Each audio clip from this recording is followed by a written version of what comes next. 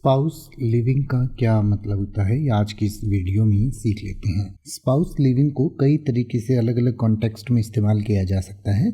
Spouse का मतलब होता है आपका जो जीवन साथी है, यानी कि आपके पति या पत्नी आपका स्पाउस है। और लिविंग का मतलब होता है जीवित होना या जिंदा होना, यानी कि जो जिंदा है, जीवित है या जिनकी मृत्यु अभी नहीं हुई है, उसको आप लिविंग स्पाउस कह सकते हैं। इसके अलावा इसको आप सर्वाइविंग स्पाउस भी कह सकते हैं, यानी कि surviving spouse is a husband और wife who is still alive after their partner has passed away, यानी कि एक पार्टनर के यानी पति पत्नी में से किसी एक की मृत्यु हो जाती है, एक जीवित होता है, तो उसको भी सर्वाइविंग स्पाउस या लिविंग स्पाउस कह सकते हैं या स्पाउस लिविंग कह सकते हैं।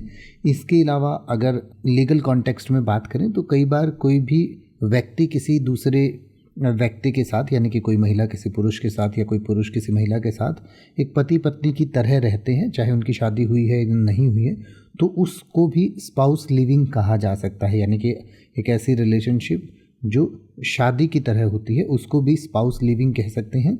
इसके अलावा आपका स्पाउस यानी आपके पति या पत्नी कहाँ रहते हैं, ये पूछने के लिए भी स्पाउस लिविंग का इस्तेमाल किया जा सकता है। यानी कि जैसे कि आपसे कोई कहे कि क्या आपका जीवन साथी आपके साथ रह रहा है या किसी और शहर में, तो आपसे पूछा जा सकता है, is your spouse living with you और इन अ डिफरेंट सिटी। या फिर आप कह सकते हैं कि मेरा जीवन साथी काम के लिए विदेश में रह रहा है, तो आप कह सकते हैं my spouse is living abroad for work. तो कोई आपसे ये पूछना चाहे कि आपका जीवन साथी जीवित है या नहीं, तो उसके लिए पूछ सकता है, इज़ योर स्पाउस लिविंग, यानी कि क्या आपके जीवन साथी जीवित हैं या नहीं है, तो उसके लिए इस तरीके से पूछा जा सकता है। तो इस तरीके से अलग अलग कॉन्टेक्स्ट में इसका इस्तेमाल किया जा सकता है।